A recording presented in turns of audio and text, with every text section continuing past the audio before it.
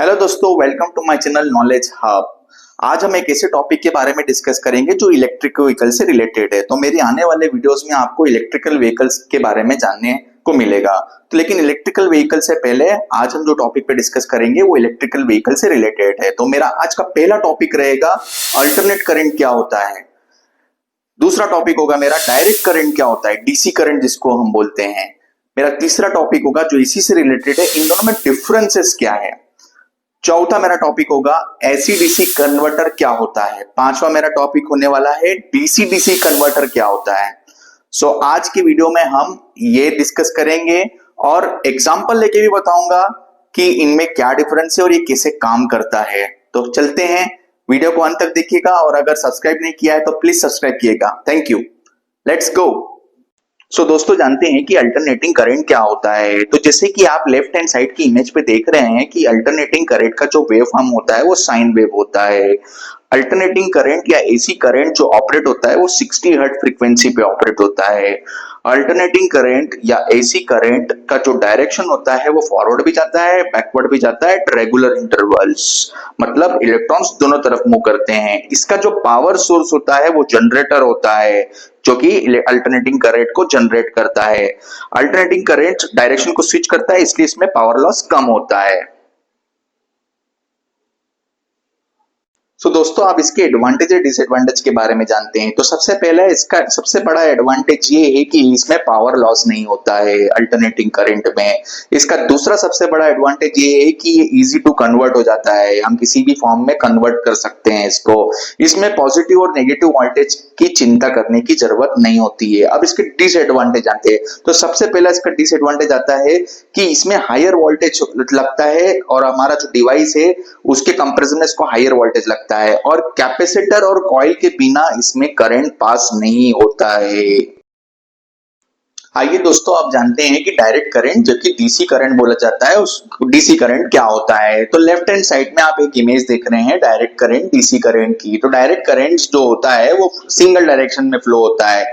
इसका जो power factor होता है वो हमेशा 1 होता है, ये 0 पे कभी नहीं आता।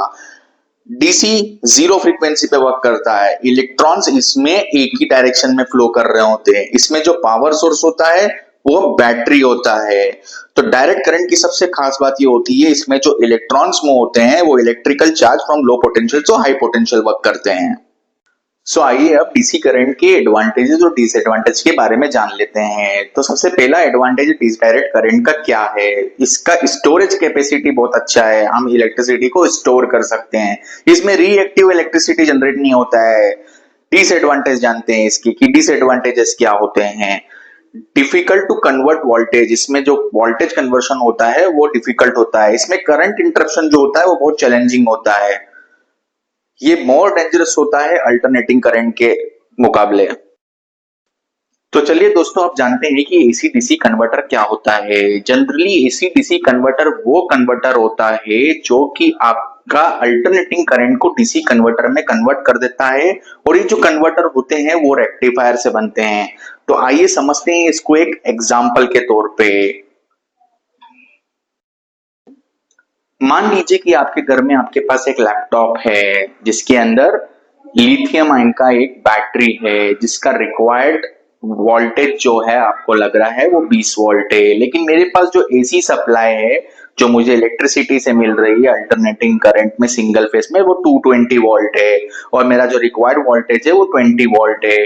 तो ये जो बीच में अडेप्टर आता है जिसको आप लोग अडेप्टर बोलते हो, ये एक टाइप का कन्वर्टर और रेक्टिफायर ही होता है जो कि रिक्वायर्ड जो वोल्टेज है उसको कन्वर्ट करके 20 वोल्ट आउटपुट में दे देता है। इसी को हम एसी टू डीसी कन्वर्टर बोलते हैं।